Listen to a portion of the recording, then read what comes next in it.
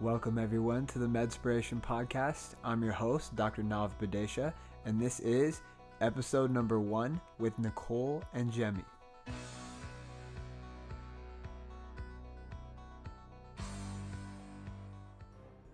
Cannabis, cigarette smoking, binge drinking, and death.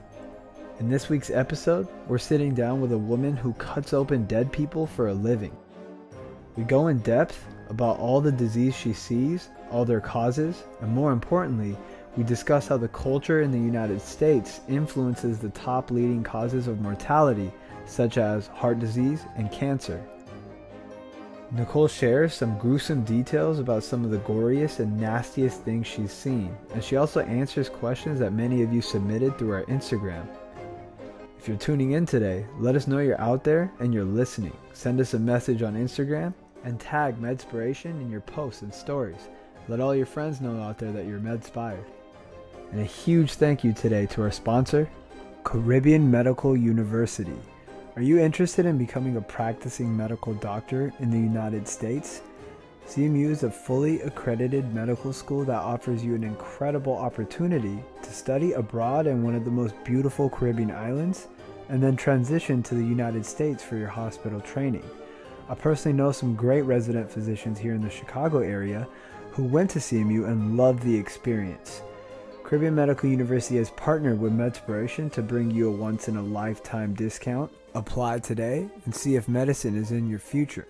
You can visit cmumed.org/medspiration and enter the discount code MDSPR to have $74 taken off your application. Again, that's a $74 value when you visit cmumed.org/medspiration. Be sure to enter the discount code MDSPR to receive a discount when you apply.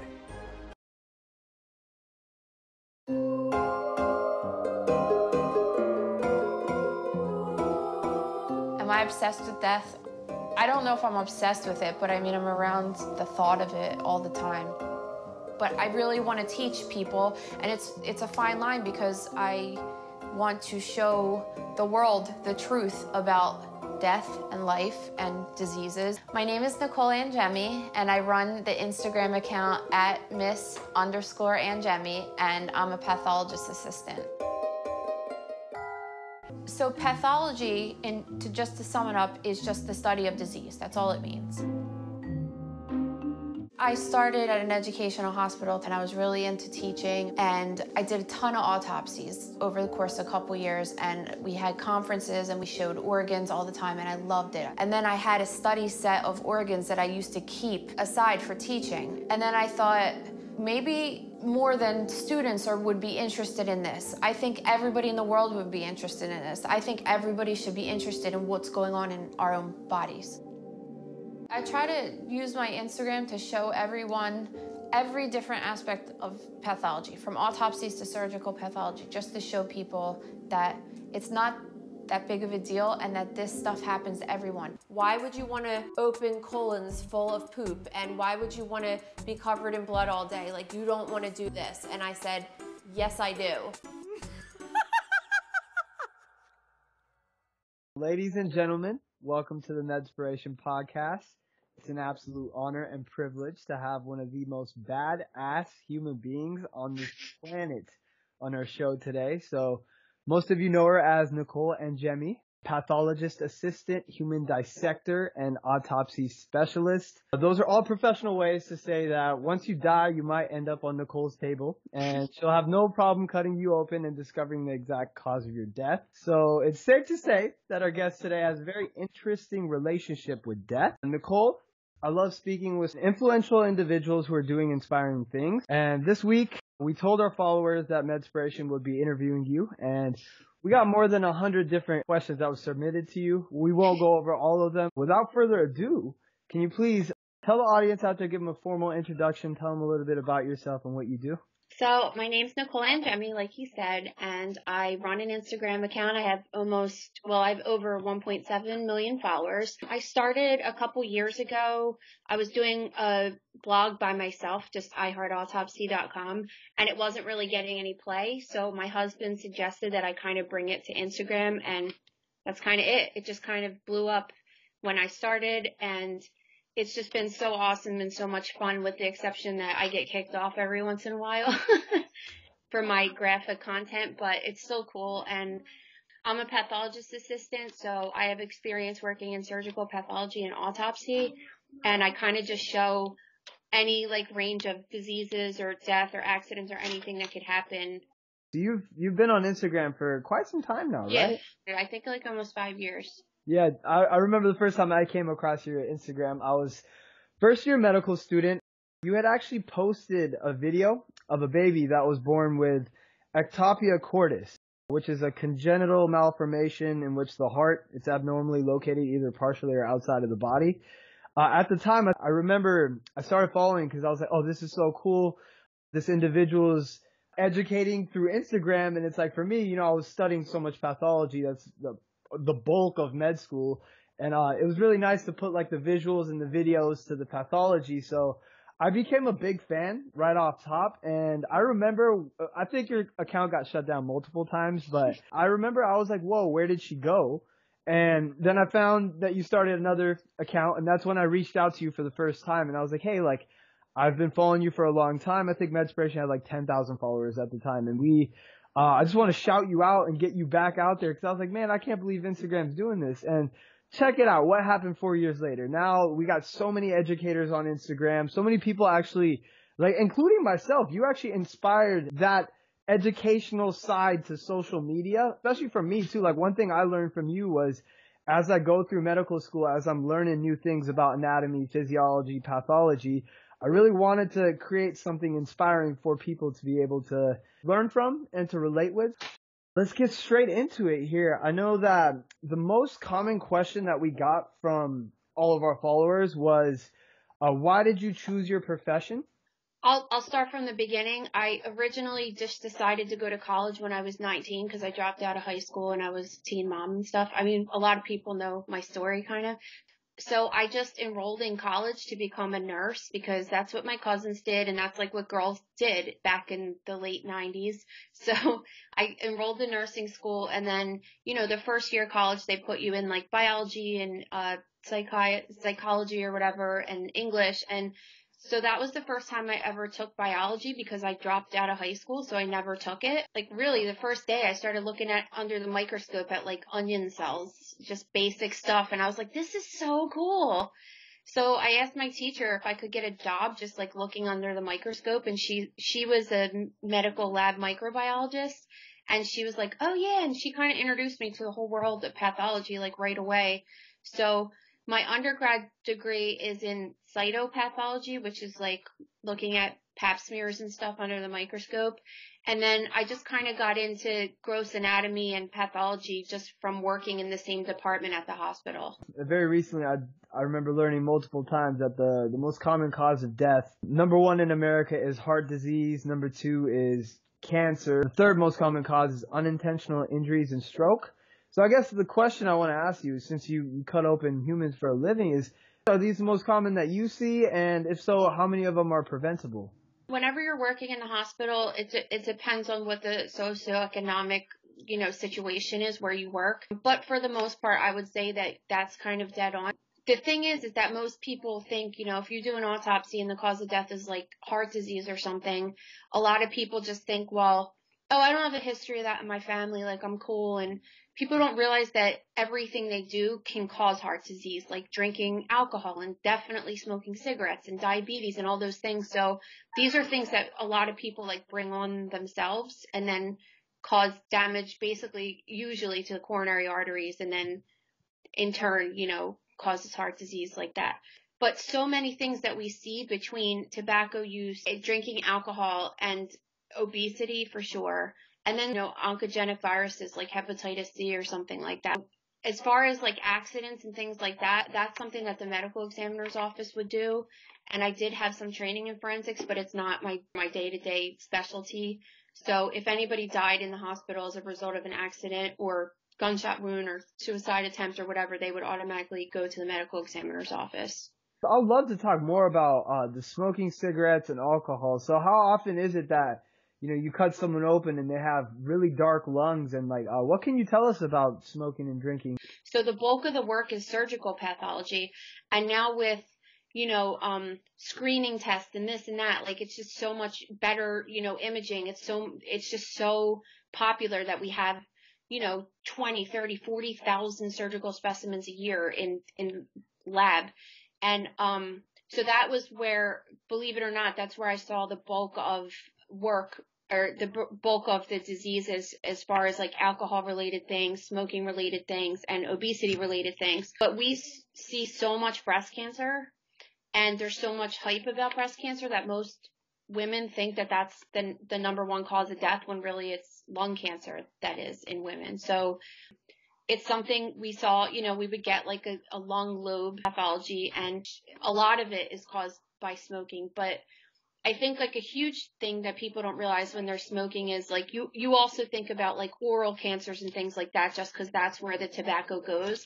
But a lot of people don't think about like kidney cancer, pancreatic cancer, bladder cancer. You know what I mean? And the damage it has on your blood vessels, and even, you know, being impotent and everything. It just causes like disarray in your entire body. So, and I've seen all of it from people with a history of smoking. And then as far as alcohol use goes, I mean, I probably saw more than the average hospital did, just because I worked at a center that did liver transplants. So I saw a ton of cirrhosis. A lot of times it coincides with just the behavior of hepatitis C, so it's like a double whammy kind of thing. Drinking alcohol could cause any type of other things wrong with you too. I mean, you could just get like fatty liver disease because of it, and increased omental fat increases your risk for any organ failure, basically. A cardiomyopathy, like something like that. You could get a lot of stuff just from drinking too. It just doesn't assault the liver. And then obesity is just a whole different ballgame. I mean, so every time I would do an autopsy, at least at the academic center where I did the bulk of the work, I would always ask the pathology resident, were they fat? Like, that's my number one question, because it's, especially when you have a younger person that's in their 50s, like, it's just a guarantee that when you go down to the morgue and open the body bag, that they're going to be overweight. Just from the short time that I started until now, it's like the increase in sleeve gastrectomies is for, you know, morbid obesity is just increased to a crazy number, in my opinion, a day. I mean, when I was just working at a small community hospital, sometimes I would get, just in the one lab, I would get like 5 or 6 of them a day. Wow. Because back when I first started, they were doing like the Roux-en-Y gastric bypass, which they kind of don't do as much anymore. And we got we would get a sleeve gastrectomy here and there and be like, what is this? This must be something new. And then all of a sudden it's just like you're getting as many of them as you get gallbladders a day. You know what I mean? Wow. It's just kind of crazy. Yeah, I know you love your gallbladders. Oh, I love gallbladders. They're so cool. They're like the oyster of pathology. That is amazing. Well, I think it's really fascinating to think about something that maybe most people don't realize about smoking and drinking is the systemic disease that comes with it, and the amount of disease that comes in all different organs, including your blood vessels, right? And that's something I'm glad you could paint that picture for our followers out there, because I think it's important to think of the implications when you smoke a cigarette. It goes from your mouth down your trachea into your lungs, but then, like you're saying, bladder cancer is really prevalent in smokers. It is Breast Cancer Awareness Month, so I do think it's fascinating that even though breast cancer is such a prevalent thing in women, that lung cancer is the most common cause. Now, is that also fully related to smoking cigarettes, or is there, you know, people who don't smoke cigarettes, they could get cancer? How's that work? A lot of people get lung cancer that don't smoke. It's just, I think whenever someone hears lung cancer, they automatically think that the person smokes, but there's many times where we have a diagnosis of lung cancer where the person never even had a cigarette in their life. So what happens, this is kind of an interesting thing that I don't think a lot of people know. Like, let's say, for instance, we get like a lung tumor you just get a piece of lung and there's a cancer in it. And For us, we could usually tell which kind it is just based on the location. So if it's a squamous carcinoma that arises from like the bronchus, it's going to, that's where the cancer will be. Whereas like an adenocarcinoma will be like more peripheral.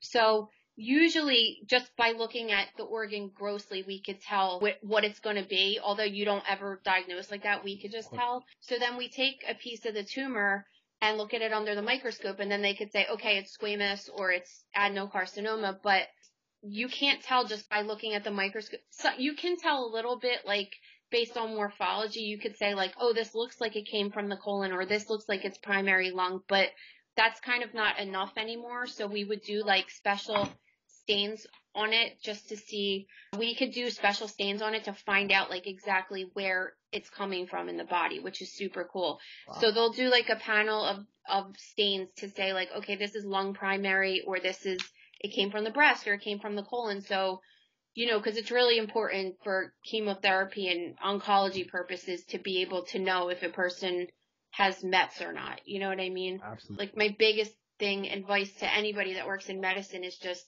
don't ever assume anything based upon what you learn, because that's just like kind of a guideline, but everything can go any other way. Like it's not, whatever's written in the textbook isn't just always going to be what happens. So even if I have an autopsy and I open up the body and there's like multiple lung tumors, you just can't assume, or multiple masses in general in the lung, you can't just assume that the person has metastasis just because in general that's the rule. Because it could be TB, it could be anything. And that's why there's been multiple times where we're like, oh, it's definitely this. And then you look at it under the microscope and you're like, shit, we were wrong. Like, yeah. And that's why it's dangerous when you just assume and you just turn off and don't continue educating and things like that. Yeah. Some of the greatest physicians that I had the honor of training under, they're always watching their anchoring bias. So, you know, if they think it's one thing, they'll usually have that internal check where they're like, okay, I think it's this, but what's the reason it can't be this, right? And that's one thing that I learned in my fourth year a lot. Do you have any other things to add in terms of cigarette smoking? So MEDspiration has a tobacco cessation program. We have a lot of famous videos up on YouTube about how to purify smokers' lungs and stuff. And like I realized a lot of our followers, they really vibe with just anything that gets them to quit smoking cigarettes or scares them, you know? So I'm sure you have a lot of gems in terms of that. Yeah, I mean, I was always ignorant to it as well. Like I never smoked just because I had asthma since I'm a little kid. So I never to me, like it looks gross. It smells gross. Like I just never, and I don't come from a family of smokers, which I think when you're around it all the time, it's like people try, you know? Mm-hmm. And so when I first started working in pathology, I was the same way. Like I didn't really realize. One of the, very first month I was working there, we got a resection of someone's face, like a whole entire composite resection, like half of their jaw with like a part of their tongue and their mucosa and everything. It just came down in a bag from the OR. And I just kept looking at it like this person's like upstairs right now, still alive. Like they're going to walk around with half their face off, and yeah, it's from chewing tobacco or it's from smoking or this. And I'm just like, oh, no. This is what needs to be. And that's kind of like the thought of my Instagram. Don't tell people they're going to get lung cancer. Because people care more about like what they look like on the outside, so I'm always just like trying to push that. Like, girls, like you're going to get premature wrinkles. Do you want wrinkles? Do you want your hair to smell? Do you want to have half your face cut off? Like they're the type of things that I think might scare people a little more. Mm-hmm. But I think people are just, have that kind of attitude. Like it's not going to happen to me. And that's why I like to post a lot of it to show that it happens to like, everybody knows that uncle that smoked into their 90s and like didn't die, right? Yeah. So I think it's important for a lot of people to know that it's not just like the tobacco, it's like a genetic component too, because there are people that can smoke their whole life and never have any related injury to it, but that's maybe 5% of the population that, you know what I mean? I can't even believe that they still exist in the world, let alone, I mean, it just blows my mind. Like, when you're in a crowd and you smell it and it's just like, I gotta get away from it because I don't even want to take a breath of it in. And I'm like, oh, is this like cool again? Like people are smoking again? That's like a thing that, like, did everybody, because I think that's what happened. Like they pushed the anti-smoking campaign so hard and it dropped a little bit. And now it's like, it's on the rise again. You know, now they have the e-cigarettes are a big thing, which they just essentially think is maybe almost like a gateway drug to cigarette smoking. We don't really know the long-term effects of e-cigarette use just because nobody's been smoking them for 25 or 30 years. I think a big thing is just like the burning. I think it's the burning of the chemicals, which is like the 2-part assault. You could have like stomach cancer just because of like burnt like nitrates and stuff like that. Like in cytology, I learned so much just about like metaplasia and just, you know, when there's like irritation to the mucosa, how it's just like kind of repair itself all the time. And I feel like when you do that, you're just kind of like asking for a problem, because that's how things go, you know, go crazy, because the cells are constantly like going, and then it you know, that just gives it an increased risk for a problem. But like when you read what's in the cigarettes, it's so bad that the carcinogens that you're igniting as well. So when people ask me about smoking marijuana or about smoking like pure tobacco, maybe I feel like definitely it would be better. Like if you grew tobacco in your backyard and dried it and rolled it yourself, but like nobody's ever going to do that. I can believe that they legally sell them because they make so much money off of it. It's just crazy to me that any kids are even trying to start that. It's heartbreaking. It really is. It's so disturbing to me. And there is hope. There is hope. I just got back from South Africa, MEDspiration. We're a 501c3 nonprofit. We actually did a clean water project out there, and after we did the clean water project, I went to Cape Town, and Cape Town's gorgeous. I don't know if you've ever heard of Cape Town, but so the people out there, I was really shocked. I was taken back because, you know, in America, smoking and drinking is cool, right?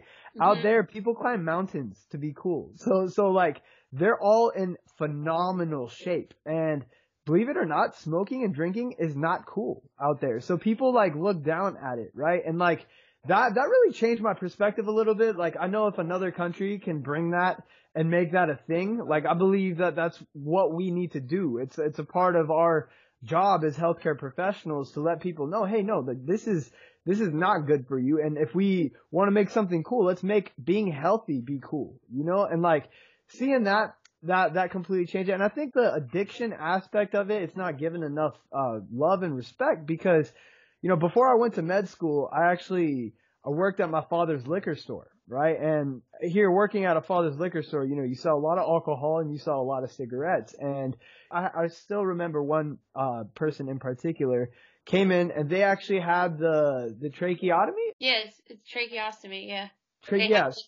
The hole, the hole, right? And so you know, they had their larynx removed, or usually well, you could get it before or after. If you have an obstructive tumor, sometimes they'll put it in just prior to surgery. But then if you get your larynx removed too, she might have had you know, cancer there or something. But you know, so she couldn't talk very well. But she would come in like once every other day and buy a pack of cigarettes, and I'd see her buy the cigarettes and be like, hey, you know, like, do you consider quitting? She's like, no, it's too late at this point. I'm going to keep going. And I just remember how much it actually hurt me to watch that. And like, I'll watch her walk out and she would light the cigarette and she would smoke from her trachea. Like that's how people definitely do that. It's so nuts. And I think another point for us to discuss is that I don't know if people realize that when you have like a double assault of alcohol and tobacco, it increases your risk for oral and esophageal cancer. Thank you. Like so much more. It's like double or something. It's something crazy. And like, what's the typical thing when you go out? And drinking. Yeah, smoking and drinking, exactly. And so many friends I have, they're not smokers, but they're like, oh, you know, when I drink, I just have to have a cigarette. And you're like, no, that's like the worst thing to do.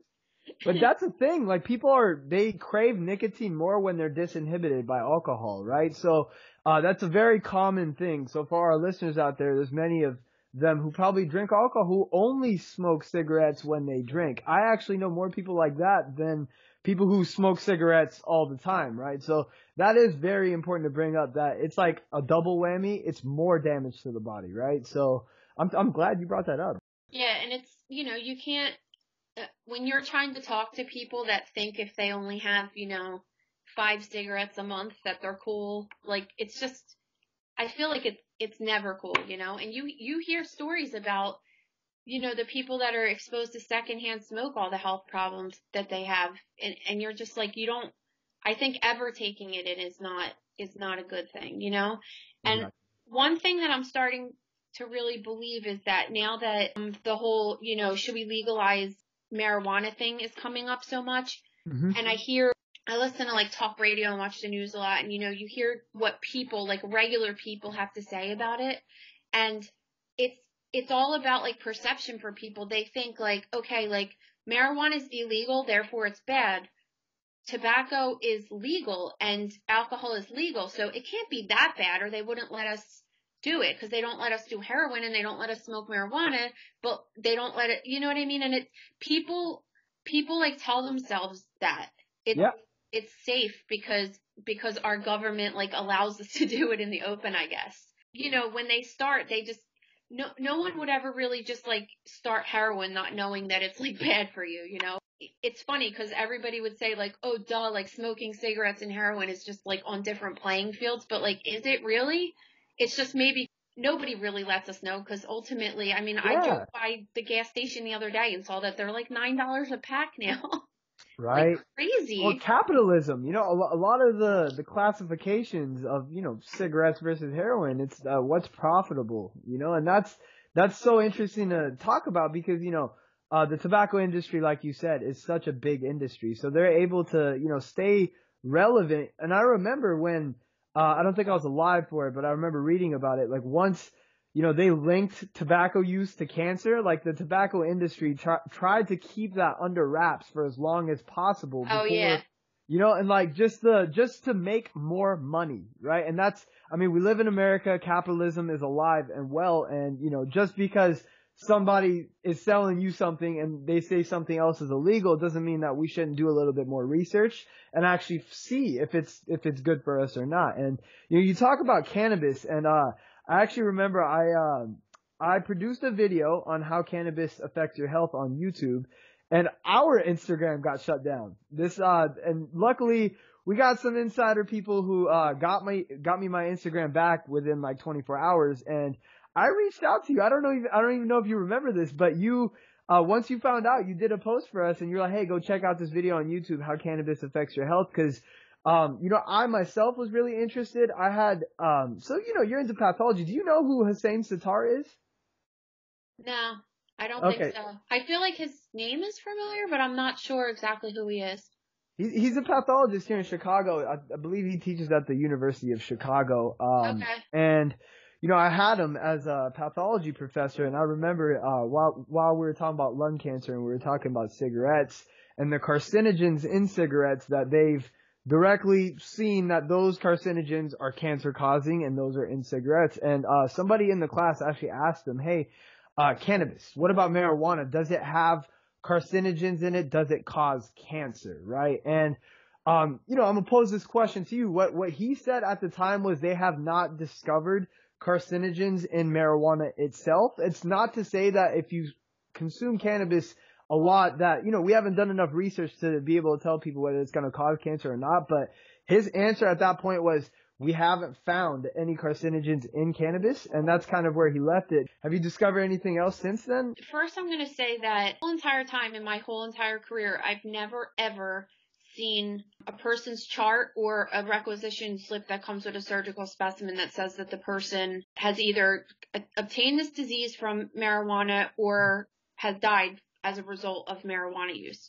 Now, that being said, and it's probably the same thing that your professor has seen, that it's hard to say, because at this time in most, like I know if I'm working in Philadelphia, in Pennsylvania right now, like marijuana is illegal. When I go to the doctor, I'm like honest with everything I do because I want them to have the full picture of like what's wrong Thank with you. me. Yeah, that's good.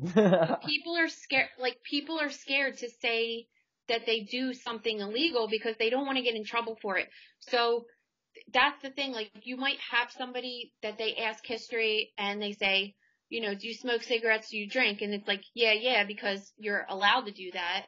But because a lot of the questions, just at the doctor's office, I know just being a patient, do you use illegal drugs?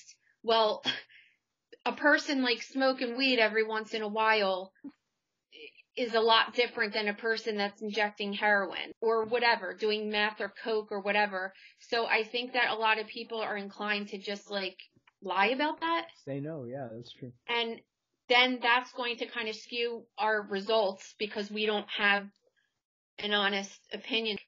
When it becomes legal, now are people going to buy it at a dispensary where it's like regulated and it might not be cut with stuff and it's more pure? And I'm just curious to see what happens in the next X amount of years. Likewise. As far, like when it's legal and people can actually say, yeah, I've done this for 30 years and I've never smoked cigarettes and I've never drank alcohol. Like me, like I only use marijuana. I don't drink alcohol and I never smoke cigarettes. I did speak with a professor recently at Jefferson that's a urologist, and he was asking me, because I was having some issues with my bladder, and he was asking me, he's like, you don't smoke, right? And you don't drink? And I was like, no. And I said, but I do smoke marijuana. And he said, well, do you do it with the vape pen or you just do it like, old school? And I said, well, I do both. And he said, like, I would just stop smoking it regular. It's starting to, turn gears in people because they're scared, especially when you're buying it technically illegally. Like, you just don't even know. He thinks it's more of like the burning of, because like, just because like marijuana alone will not kill you, but it's like the burning of it is totally changing the chemical composition of it. So, when maybe if you eat it like an edible or something, like I don't know. Now I've also heard from medical examiners that they'll say, like, even if somebody isn't 100%, the cause isn't from marijuana use, they might be involved in like an accident and die where they have it in their system. And marijuana is kind of like a weird thing because you can't really regulate how much. Like, I guess when you smoke it, you only could take so much, but when you eat it, it's like a totally different thing. You should kind of treat it as alcohol. You shouldn't be operating a motor vehicle and like it's something you do at home when you're staying at home. I'm not sure that there's been like legitimate research. Like, I'm talking about research from like an academic center with specimens, with knowns and you know what I mean? I'm not sure. And I think that they'll start doing it more just because they're starting to legalize it. But I also do think that if it has medicinal purposes, which it's proven to have, I don't see what the problem is. And it's just because what we were talking about earlier. Like, if you're gonna make alcohol legal, you're gonna make tobacco legal. Like, marijuana is definitely probably better than both of those, I would say. Like, what's going on in the news this week? Like, a person, drinking too much alcohol when they were in high school and it being like a lapse in judgment for whatever, they're trying to prove. And that just doesn't happen on marijuana. You know what I mean? I have a daughter who's probably your age. She's 23. And, she, like, I always told her, like, yo, if you really got to get messed up with your friends, like, it's way better to smoke weed than to drink alcohol. Well, this is a debate that's gonna continue for the decades to come, and I'm really hopeful that we get some real definitive research because it's something that the population deserves to know the truth. I'm interested to see what comes of it. Did you have anything else to add in terms of cannabis, alcohol, or tobacco? Because this was a very interesting conversation.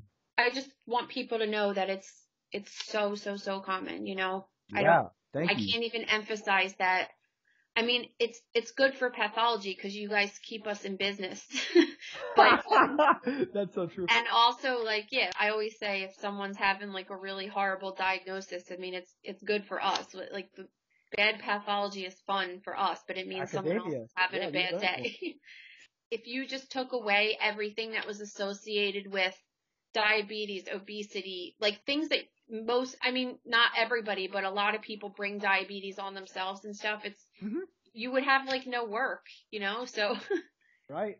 And diabetes, speaking of which, metabolic syndrome, just people that are overweight, they have a propensity of getting fatty liver disease and diabetes. And a lot of that is really tied into drinking a lot of beer.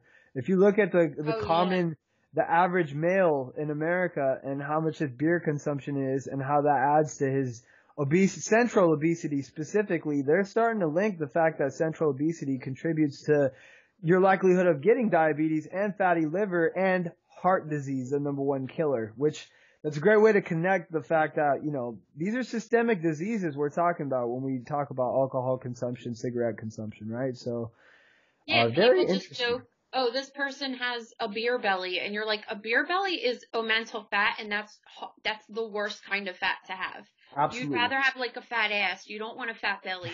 I love that accent. People need to see what it looks like inside. It's just fat encasing every one of your organs, and then your heart can't beat normal because it's heavy. Another thing too is that I think alcohol consumption is just getting worse, and people, there's guidelines as what's an alcoholic, and I know so many alcoholics that would never.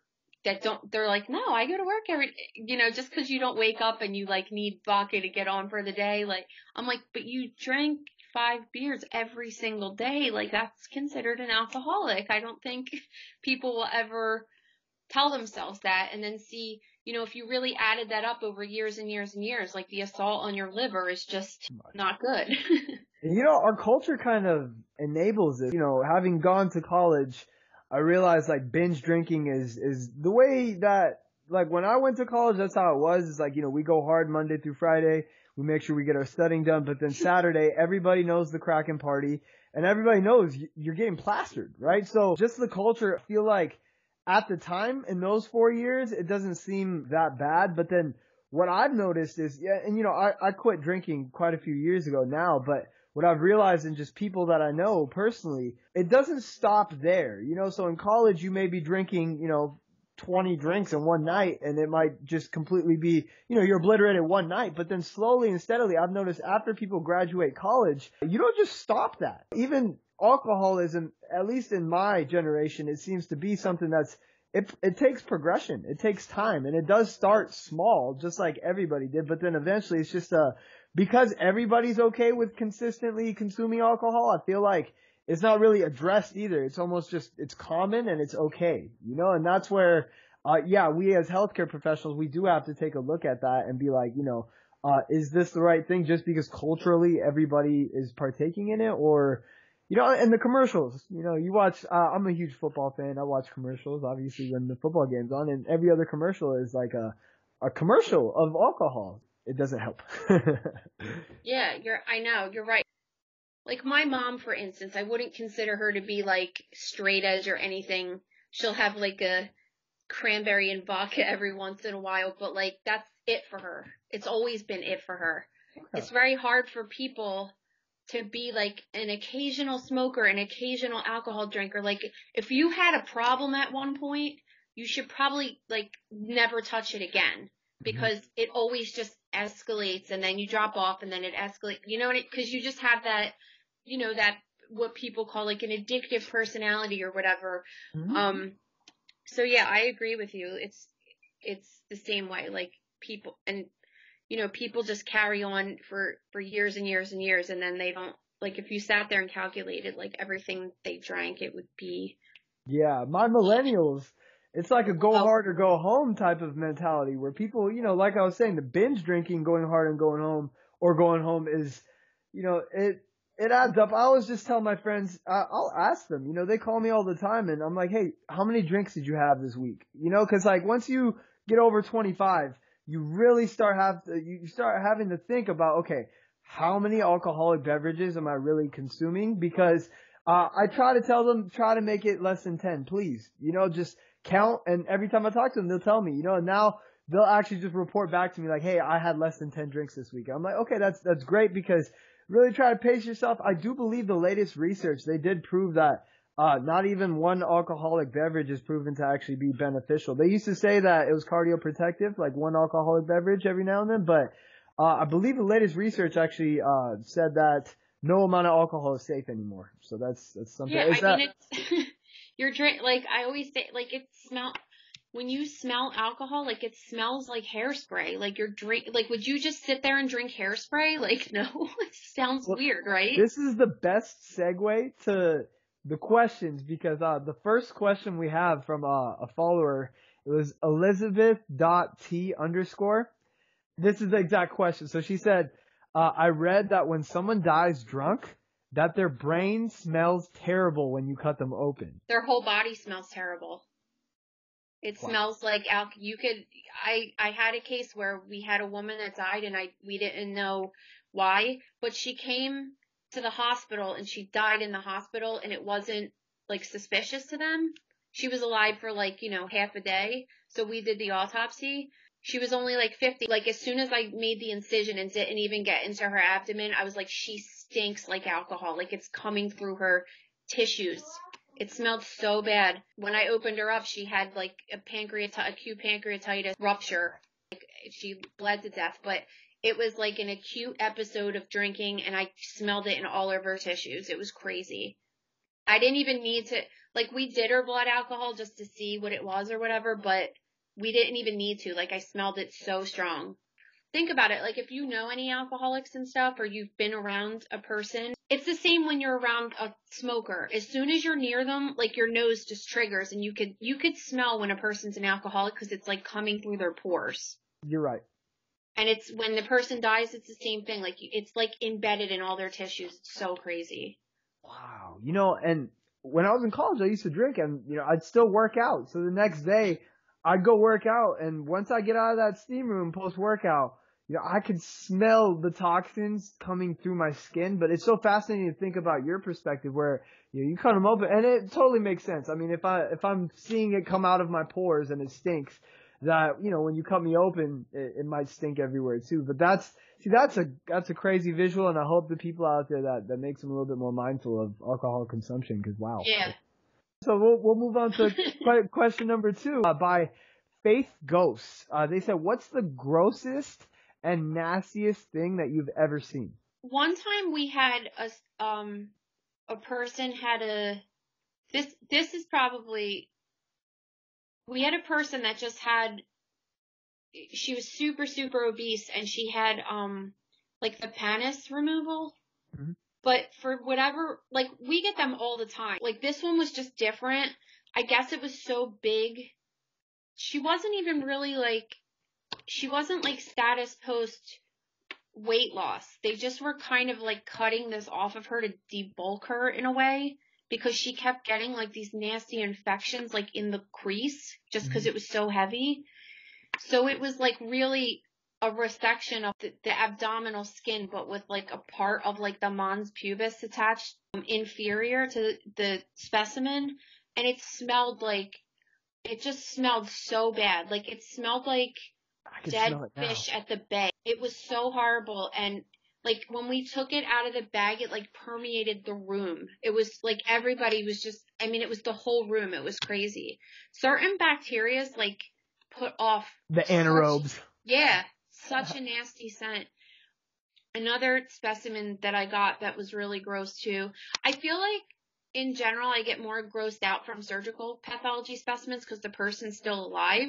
In my opinion, if a person's dead, like they're dead, they're supposed to be gross, right? What do you want? Like a dead body that smells like flower? Like what do you want?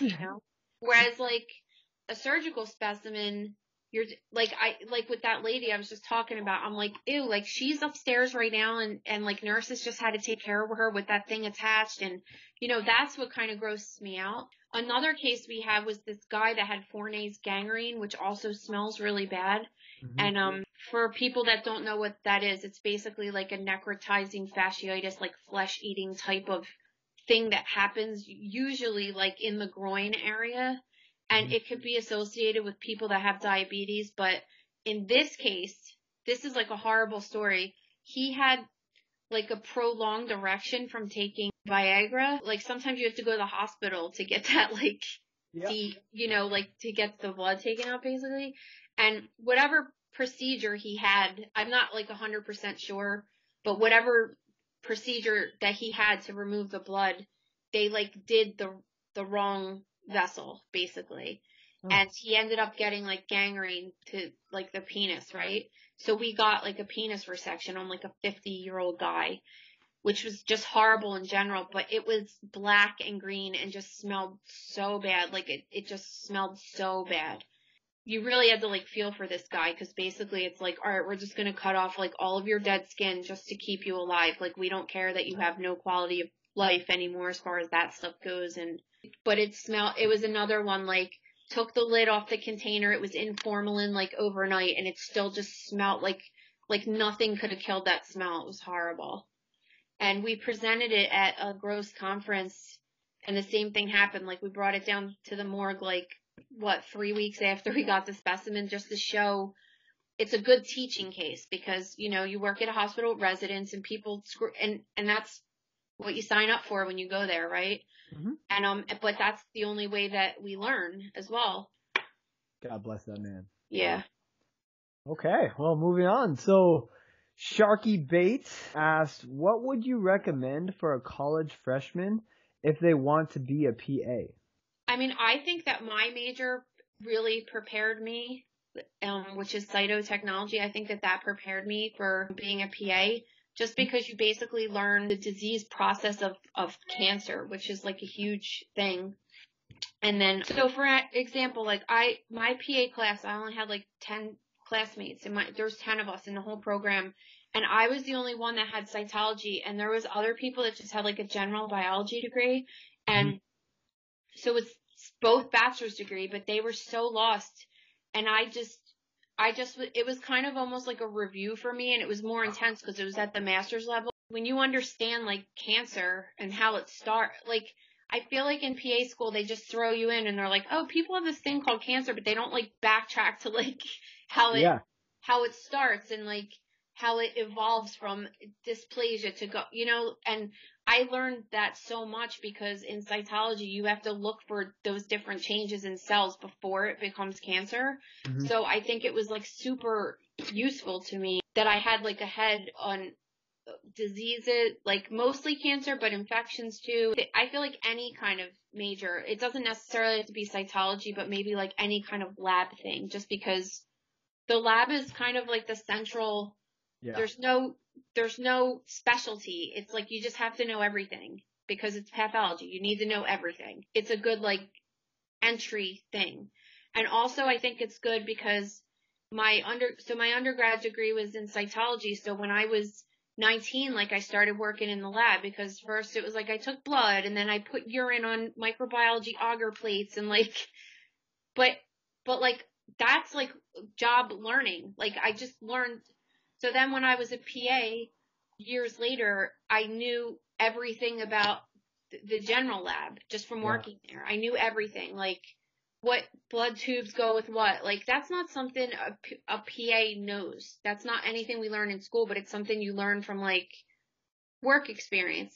And it's not necessarily like something that you have to know to be a PA, but it's just I want to know everything about every department. This way I feel like more well-rounded, Exactly. So yeah, I think anything lab is a good bachelor's degree to get.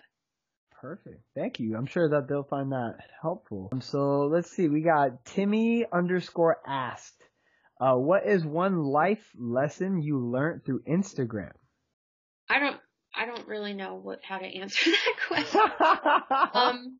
I mean, the biggest change in my life, I guess I would say, is just that I used to just be like nobody, and now I go to Target and get. You're famous.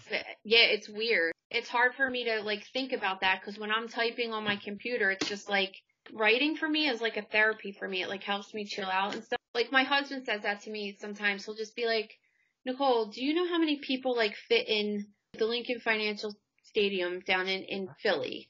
Yeah. And he'll be like, just imagine you like standing in the middle and talking to all these people. He's like, and you have like 4 of those stadiums. What? And then I think about it and I'm like, oh God, that scares me a little, because if I saw that all the time, like if I was just a famous singer or whatever, like going and seeing all the people, it would be like, I would understand it, but like, I just don't now, you know what I mean? Yeah, well, I admire it so much because I feel like you use your platform to give education, to actually improve people's knowledge. So, we could use these platforms in many ways, and I have the ultimate respect for people who use them in that sense. And like, even for me, I founded MEDspiration, which is a nonprofit, in my first year of med school. A lot of our success was due to social media, and one of the things that I realized is if we're creating content that's to advance the human potential, to improve the quality of life, it becomes like you said, writing is therapeutic for you. That's exactly what it was for me is, I was spending so much time in med school learning so many things. And, a lot of times in med school, you kind of feel like, you're learning all this stuff, but you're not really contributing to society like you always wanted to. So, having this outlet through social media, I feel like it really allowed me to stay creative, allowed me to it's like a meditation for me. But then, knowing that we're able to help people while we get to do what we love, that really hits the right spot in my heart. So I do thank you for what you've been doing, and I hope you continue to use your platform the way you do.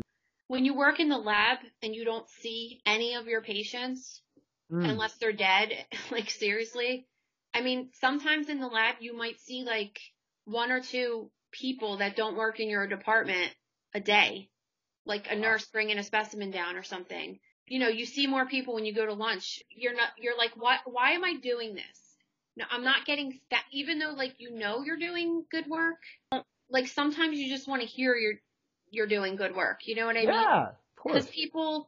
Because people think about, you have breast cancer and you get your breast cut off, right? And they're like, oh, my surgeon, I just love my surgeon. He saved my life. And you're like, well, what about the people in pathology that like helped you diagnosed you before people don't we even could know get we in? exist? And that was like a big reason I wanted to do my thing, because I'm like, nobody even knows we exist. Wow. Or wants to thank us for doing, for working hard all day and like, using our brains to help their lives be better. They don't even know about it. It's nuts. I'm going through the residency process right now. I'm applying, and I thought about applying to pathology. And, the one thing that people were telling, because I'm a nerd, I freaking love pathology. So, I could see myself doing, that was the main thing that I really heard from people is, hey, like you have a personality, you love people. Because I genuinely, I love human beings, and I love being around human beings. And that was the one, they were like, you're not going to get as much patient interaction as you'd think. So that was one of the things that kind of kept me from applying into it. I feel like, and it's apparent when you work with people in pathology that there's a lot of people that don't socially fit in, but it's a very weird field of medicine because it's like super nerdy. It's just straight science, which is super cool. It's not like fluff. I love that you exist. That makes me happy. Yeah, like it's just like you're helping people behind the scenes. It's just like you're total nerd, and it's just the same thing I was talking about. Like you just need to know everything. Even if you decide, like let's say you decide you want to be a hematopathologist and specialize in blood. It doesn't matter because to get to that point, you need to know everything. Exactly. It's like I feel like most other fields of medicine are kind of like an easy way out because you even though you guys had to go to med school and you do have to learn everything, it's once you kind of get into practice, it's not as all focused. Yeah, it's really focused. Whereas in pathology, it's the broadest. That is. When you talk, a lot of people, like email me and say they want to be a medical examiner, right? Mm-hmm. And I'm like, do you realize that a medical examiner is like one of the highest trained doctors that exist? Because people just think it's, they have to do I don't even know what's the residency now. Is it 4 years or it's 5 years? It's 4 to 5 years, right, for pathology. And then you have to do, fellowship. So you would have to do maybe like 2 years of fellowship to become a forensic pathologist.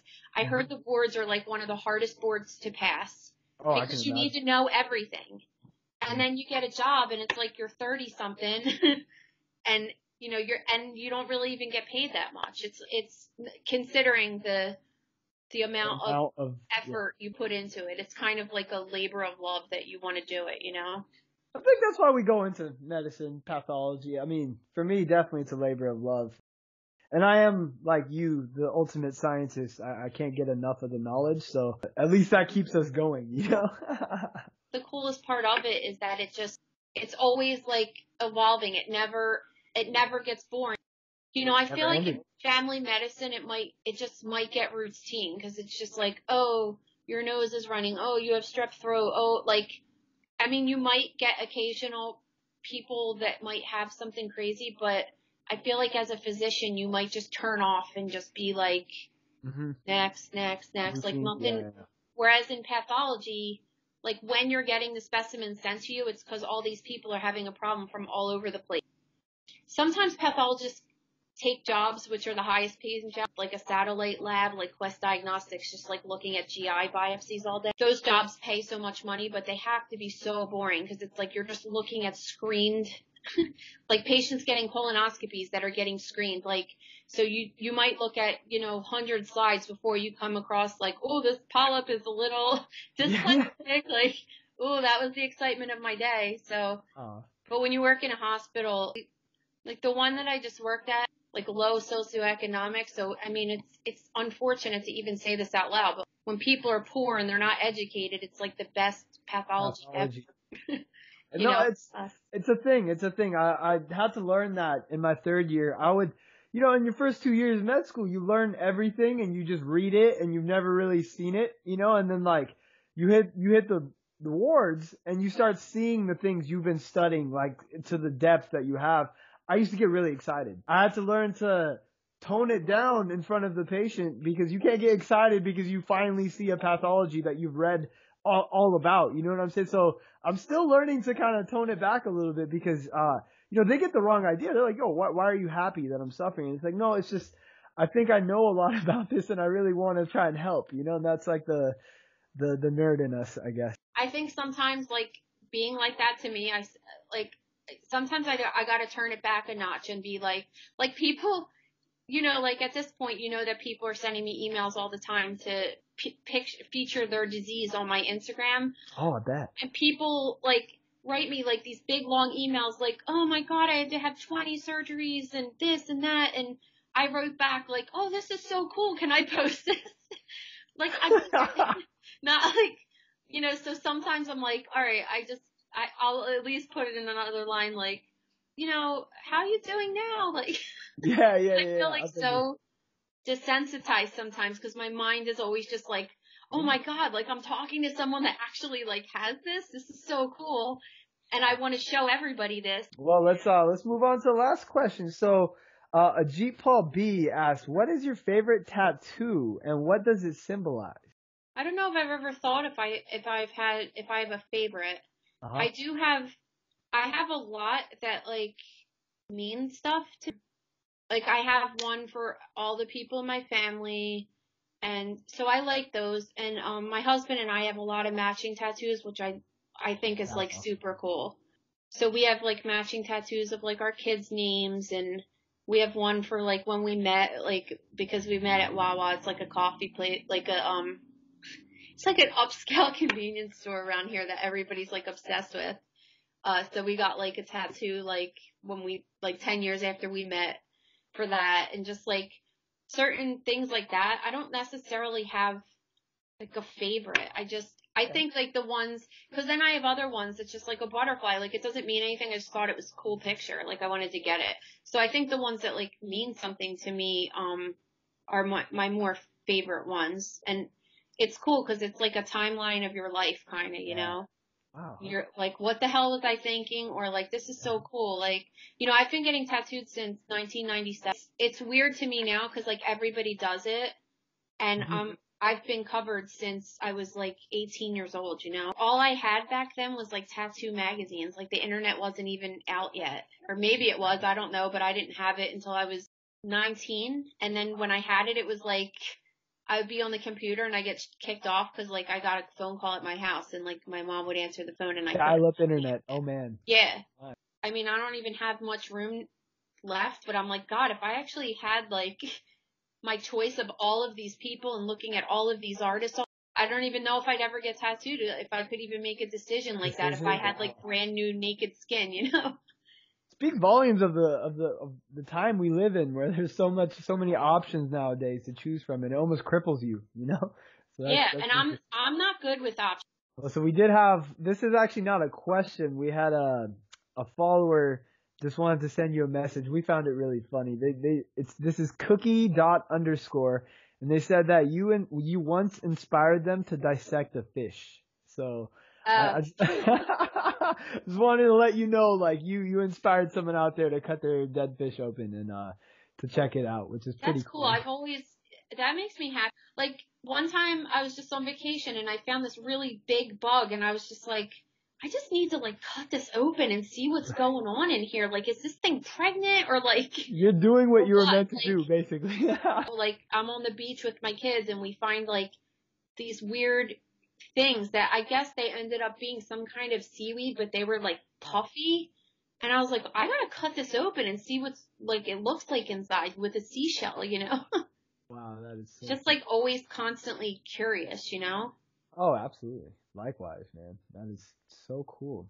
Well, we're going to wrap it up. We actually went a little bit over time because this is such a fascinating conversation. I just appreciate having you on, you taking the time. And I did want to end with a few more questions. So, one for everybody out there. If you could leave behind 3 things for all humans, your greatest lessons, anything that you've learned, what would they be?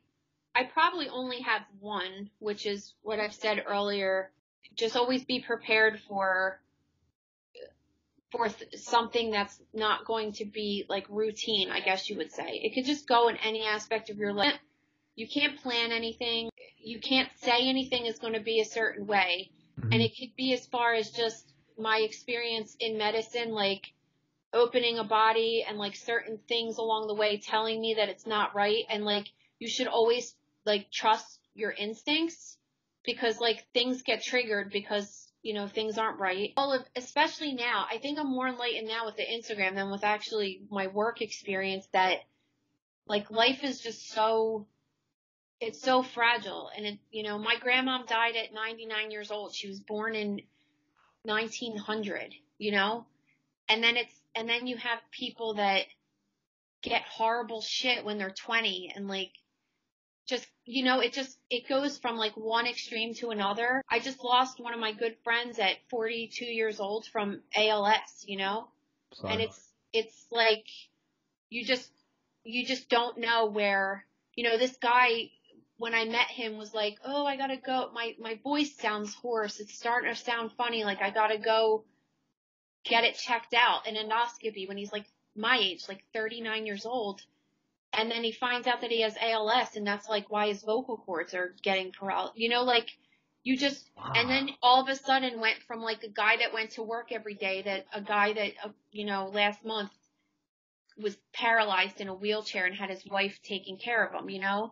You don't know who you're going to be. You don't know, you know, when you go to get coffee in the morning, if you're going to be that person that, you know, someone is driving up the wrong side of the road and smashes into your car.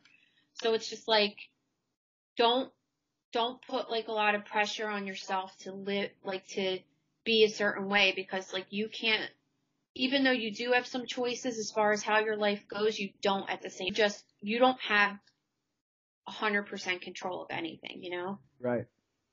Well, I'm taking that to heart. I'm going to take that as advice to me, because I definitely need to remember that every day. Thank you. Thank you so much.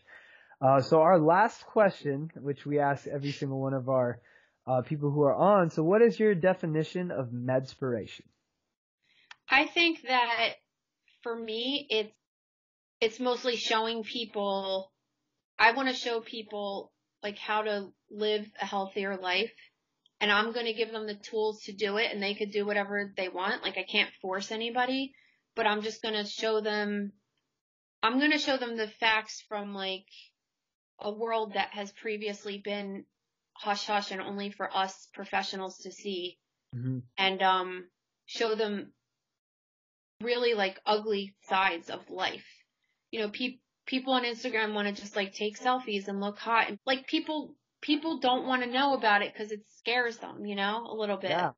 I'm always trying to, like, no matter where I am or what situation I am, you know, I'm around smokers all the time. I'm like, you can't do this anymore. Like, and I'll start showing them pictures and, like, No, this is actually, I'll be around people who smoke, drink, and do other things, and I'll just start explaining the pathophysiology of what they're doing to their body. We're helping people at the end of the day. Yeah, and it's hard for us to turn off, I don't know how to turn it off. It's one of those things where I think it's a blessing and a curse at the same time. But then again, I feel like what you were put on this earth for, and who's to say you're ever supposed to turn it off? What if you're just supposed to keep doing you, live every day like it's your last, cause you never know, man.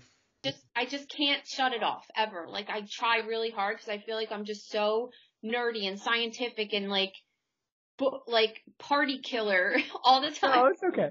You give me comfort because I know there's more like me out there. So that just makes me happy. I'm like Debbie Downer at a party, like, you really don't want to do cocaine because you can have an acute heart attack. Like people are just like, I don't want you around me. I just want to chill. Right?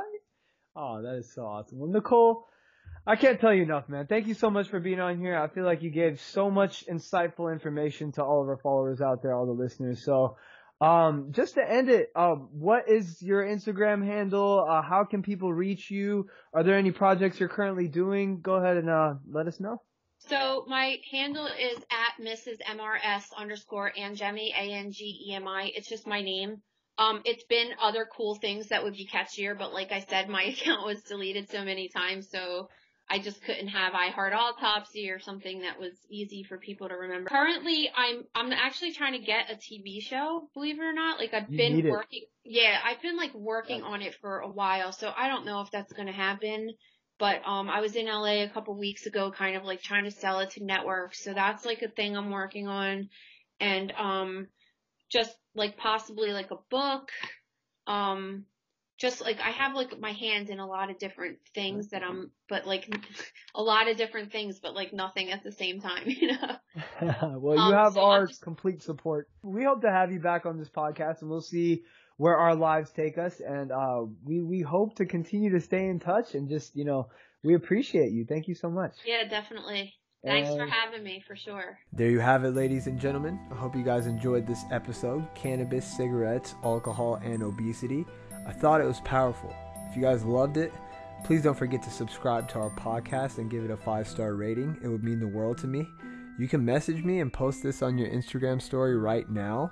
You can tag me at MEDspiration. I want to hear from you. I want you to share this with your friends. Text it to a couple of friends you think would find it as powerful as we did. And again, a big thank you to our sponsor, Caribbean Medical University. Apply today and see if medicine is in your future. You can visit cmumed.org/MEDspiration and enter the discount code MDSPR to have $74 taken off your application to receive a discount when you apply. Let's make a commitment together, guys, and attempt to live a healthier lifestyle, mentally, physically, and spiritually. And as always, you know what time it is. It's time to get out there and do something med-spiring.